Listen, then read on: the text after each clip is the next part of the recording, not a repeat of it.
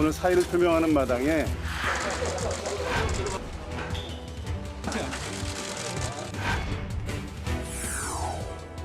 공직을 계속 수행하는 것이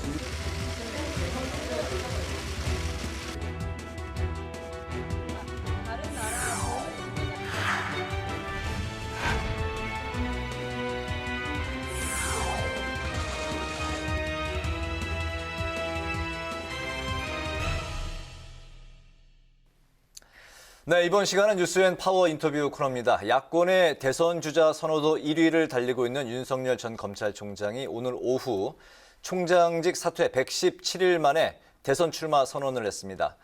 윤 전 총장의 출마 선언으로 야권의 대선 시계가 더욱 빨라졌는데요. 향후 야권 대선 지형은 어떻게 변화할지 국민의힘 원내 부대표를 맡고 계신 허은하 의원과 함께 관련 이야기 나눠보도록 하겠습니다. 허 의원님, 안녕하십니까? 네, 안녕하세요. 네, 바쁜데 또 이렇게 또 자주 나와주셔서 감사드립니다. 불러주셔서 감사합니다. 네, 바로 질문 드릴게요. 네. 최재형 전 감사원장이 어제 이제 사퇴를 했고 윤석열 전 검찰총장이 오늘 드디어 이제 공식 대선 네. 출마를 이제 선언을 했습니다. 윤 전 총장이 오늘 이제 그 출마식에서 국민의힘과 정치 철학면에서 생각을 같이 한다라고 이제 밝혔는데 네. 그렇다면은 이제 국민의힘 입당이 이제 임박한 것인지 그리고 입당을 한다면 언제쯤 할 것으로 예측을 하십니까? 네, 저도 그분의 머릿속에, 마음속에 들어가서 알고 싶지만 오늘 뭐 대선 출마하시면서 말씀하신 거로 봤을 때는 8월 저희 뭐 출발할 때 같이 버스에 탑승하지 않을까 하는 생각은 들고요. 네. 다만 조금 더 빨리 오셨으면 좋겠다. 그리고 최재형 전 그 감사원장하고 경쟁하지 않을까라는 예측은 해볼 수 있을 것 같습니다. 네. 네, 민주당은 윤 전 총장과 최 전 감사원장이 네. 정치행위를 하기 위해서 임기를 채우지 않는 건 문제가 있다. 이건 중립성에 위배가 된다. 이렇게 비판을 하고 있는데요. 양승조 충남지사는 이 민주당 대선 후보인데요. 윤석열, 최재형 방지법을 공약으로 내놓기도 했습니다. 민주당의 지적에 대해서 어떻게 생각을 하시는지요?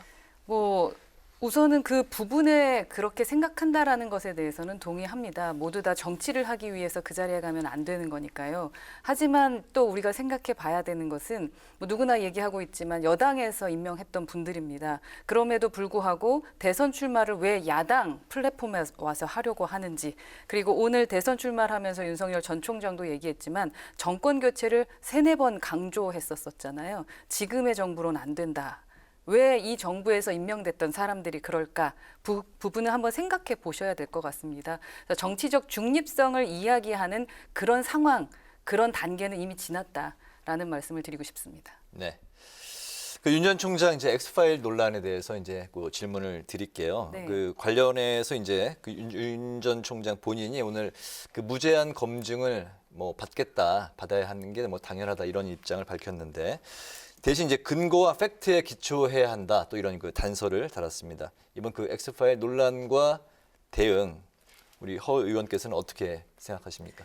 우선은 윤 총장 본인이 이 자체가 근거 없는 마타도어라고 말을 했기 때문에 그 부분에 대해서는 뭐 새로운 사실이 없는 한 믿어주고 가는 것이 같은 야권 입장에서는 뭐 그게 맞지 않을까. 그리고 그걸 자꾸 따지려고 하는 것 자체가 무의미하다라는 생각이 들고요. 국민께서 분명히 다 알아내실 것이고 판단해 주실 것이다라는 생각을 합니다.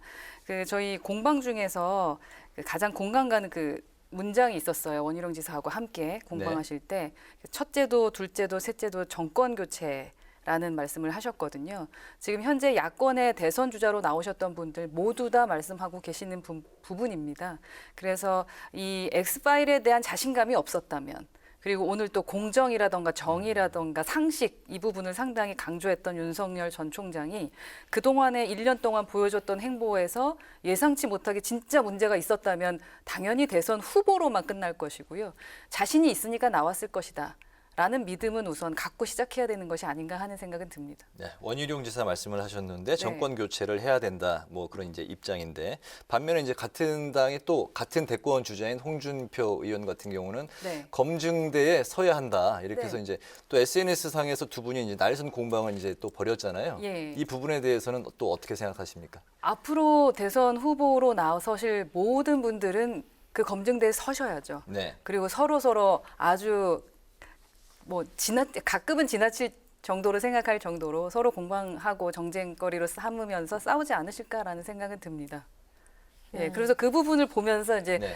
우리 국민이 판단하는 거죠. 어떤 사람의 말이 좀 더 합리적인지, 그리고 대선 후보가 아니라 대통령감으로 맞는지에 대한 것은 국민께서 판단하시는 거라 생각합니다. 예, 같은 당내 안에서도 이렇게 같은 또 대권 주자, 경쟁자 입장인데도 윤석열 전 총장의 그 파일에 대한 또 입장이 조금씩 다를 수 있는 거는 또 뭐 그럴 수 있다, 당연한 반응이다라고 생각하시는 다양한 판단 근거가 있는 거니까요. 네. 우선은 저는 그 엑스파일을 본 적이 없고 제가 직접 확인을 하고 이제 밝혀지는 것들을 본다면 또 다른 입장이 될 수는 있겠습니다. 근데 지금은 우선 그 사람이 말하는 자체를 믿어주고 그 다음 단계를 한번 지켜보자라는 입장입니다. 네. 네, 또 최근 청와대 인사 문제가 또 도마에 오르고 있는데요. 네. 특히 허 의원께서는 지난주 대정부 질문에서 박성민 청년 비서관과 관련해서 김부겸 총리에게 관련 질의를 하셨더라고요. 어떤 문제가 있다고 보시는 겁니까? 우선은 처음에 그 질문을 드렸던 것은 청와대 내 소통에 대한 시스템이 제대로 갖춰져 있는가, 우리 총리는 소통이 되시는가라는 게 궁금했고요. 그다음에 좀 9개월짜리 별정직이고 공개 오디션 거쳤다라고 말씀을 하시면서 이제 그러니까 그냥 넘어가시려고 하시는데 사실 단 하루 임기라고 하더라도 그 자리가 만만치 않은 자리입니다. 그러니까 그 일을 해낼 수 있는 그런 역량이 있느냐, 그 부분에 대해서 어떻게 생각하고 계시는지 그걸 좀 듣고 싶었습니다. 네. 그 부분에 대해서 그러면 그 총리의 입장은 어떤 건가요? 총리 입장은 말씀드렸던 것처럼 많은 검증의 시간이 있었다. 1년 동안 또 몇 년 동안 우리가 지켜봤던 분이다라고 말씀을 하셨는데 제가 처음에 말씀드렸던 소통 시스템은 여전히 부재하다라는 생각은 들었습니다. 진짜로 2030들이 생각하는 청년을 대변하는 사람이 어떤 사람인지에 대한 소통이 되지 않았구나. 그러니까 지금 현재 2030 세대들이 박탈감을 느낀다라는 얘기하시잖아요. 그래서 박탈감닷컴인가요? 라는 것도 생긴 것으로 알고 있습니다. 그러니까 이제는 지금부터라도 정말 소통 시스템이라는 것이 무너지지 않았다라는 걸 보여주시는 게 이번 총리의 역할 아닐까 하는 생각이 들었습니다. 네, 네. 네. 알겠습니다. 그 역시 그 대정부 질문에서 이제 네. 허 의원님의 이제 질의가 또 이제 많은 관심을 이제 또 받았는데요. 그 중에 하나가 이제 황희 문체부 장관에게 롤 해보셨냐고. 롤이 네. 이제 뭐 게임인 거죠? 네, 게임입니다. 예, 많이들 하는 그런 네. 게임. 그 이런 질문을 던지셨는데 왜 질문을 그 하셨는지 먼저 그 배경부터 좀 설명해 주시죠. 네, 문체부 장관이시고 문체부에서도 지금 셧다운제에 대한 이야기들이 있습니다. 그렇다면은 이 e스포츠에 대해서 관심이 있다면 한 번이라도 경험을 해보셔야 되는 거니까 그 e스포츠를 경험해 보셨는지 확인해 보고 싶었습니다. 그래서 여쭤봤어요. 해보셨다고 하던가요? 롤은 안 해보셨다고 하셨고 네. 대신 이제 그 경기 시즌은 보셨다고 하시더라고요. 그래서 제가 트렌디하시다. 라고 말씀을 드렸습니다. 그 모르시는 분들이 상당히 많거든요. 그래서 뭐 실제로 게임하는 청소년을 좀 이해하려면 저희가 그렇잖아요. 현장을 자꾸 가서 들어보고 그 전문가가 되기는 어렵죠. 10년, 20년 안 해보면. 그러나 가서 자꾸 듣는 건 중요하다고 생각을 하거든요. 네. 들어보고 진짜로 이 강제적인 셧다운제라던가 뭐 선택적 셧다운제 어떤 게 필요한 건지 어쩌면 둘 다 필요하지 않고 어쩌면 둘 다 필요할 수도 있을 텐데 e스포츠가 어떻게 돌아가고 있는지는 확인해 보셔야 된다. 뭐 그런 차원이었었는데 우선 뭐 해보진 않으셨지만 그래도 시장은 조금 조사를 하신 것 같아서 그 안심이었습니다. 네. 그 네. 다음 질문을 사실은 하기 위한 맞아요. 뭐 질문이었던 거죠? 그렇죠. 네. 네, 셧다운제 이야기를 하셨는데요. 지난 2011년부터 시행이 된 겁니다. 이걸 네. 폐지하는 내용의 법안을 발의 중이라고 들었는데 그렇게 네. 된다면 청소년들의 게임 과몰입 문제는 어떻게 해결할 수 있을까요? 그러니까 지금 우리 법에는 두 가지 셧다운제가 있습니다. 조금 전에 말씀드렸던 강제적인 셧다운제와 네. 선택적인 셧다운제가 있거든요. 먼저 강제적인 셧다운제가 있었는데 그 뒤에 이제 이 선택적인 셧다운제가 생겼어요. 얘는 약간 자율적인 거죠. 근데 이 강제적인 셧다운제는 시간에 따라서 그냥 셧다운이 돼버리는 거고 그 부모와 대화가 필요 없어요. 그냥 9시부터 그러니까 12시부터 셧다운이 돼버리는 거거든요. 근데 그 과몰입이라는 게 꼭 밤에 하면 과몰입인가? 낮에 한 16시간 할 수도 있잖아요. 예를 들면. 그러니까 그런 것도 담지 못했다. 그러니까 실효성이 없다라는 얘기죠. 그리고 컴퓨터가 꺼지더라도 스마트폰으로도 충분히 할 수가 있습니다. 현재 법은 이 PC만 닫는 거거든요.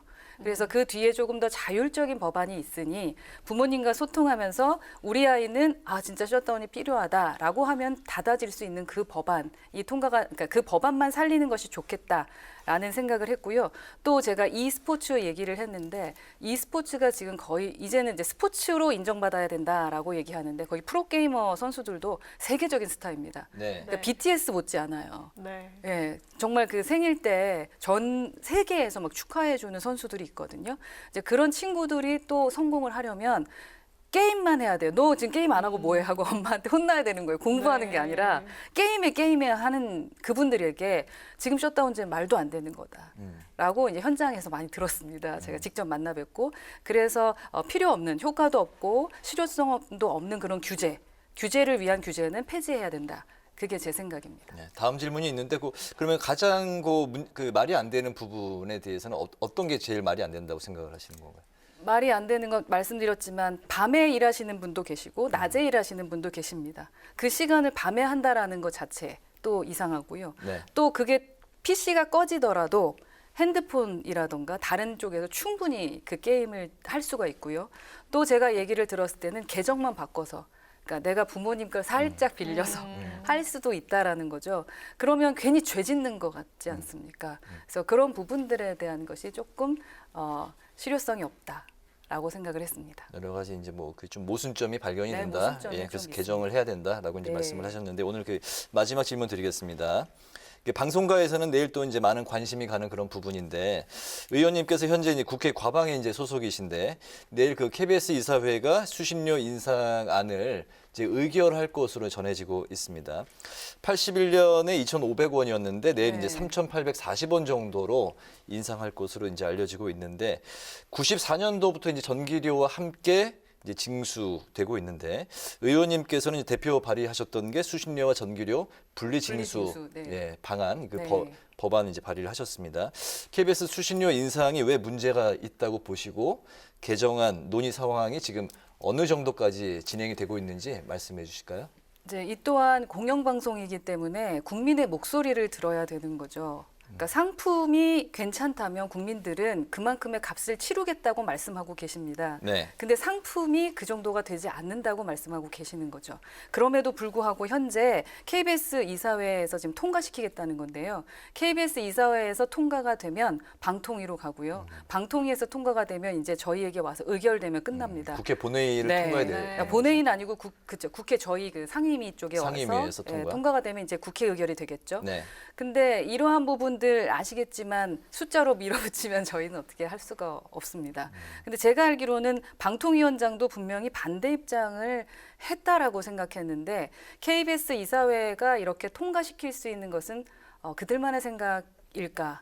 라는 좀 의심이 좀 들고요. 네. 기본적으로 말씀하셨던 것처럼 우리 수신료 자체를 전기료에 무조건 해서 딱 나오면 그냥 내야 되는 거 분리징수해야 된다라는 얘기하는데 그것도 안 하고 회계분리도 하지 않겠다.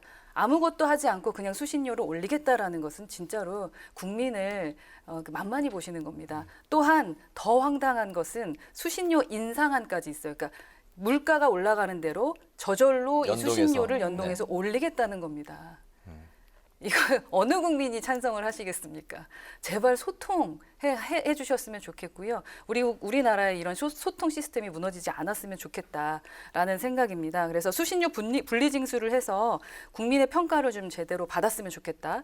그리고 수신료 분리회계해서 그러니까 회계 분리해서 수신료 사용의 투명성과 신뢰도를 좀 제고했으면 좋겠다. 이게 제 법안들 좀 하나하나 그래서 말씀드립니다. 분리징수해서 만약에 그럼 나는 내겠다고 하는 사람은 내고 내시는 거죠. 반대하는 사람은 이제 안 예, 내면 되는 예. 거고 그게 이제 목적이신 건가요?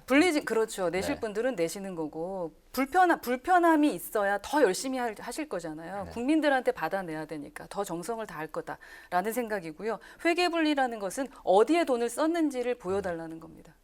네. 그리고 임기교차제 도입해서 그 정권에 따라서 KBS가 좀 이렇게 움직이지 않았으면 좋겠다. 그들을 위해서 대한민국의 국민만을 위해서 움직였으면 좋겠다라는 것 때문에 제가 이사회 임기교차제 도입도 법안으로 발의했습니다. 네, 네. 알겠습니다. 오늘 시간이 돼서 뉴스앤 파워 인터뷰 이제 정리를 해야 될 것 같습니다. 아쉽네요. 다음에 또 네, 나와주시죠. 다음에 네, 또 네. 모시겠습니다. 지금까지 국민의힘 허은하 의원과 함께했습니다. 오늘 의원님 나와주셔서 고맙습니다. 고맙습니다.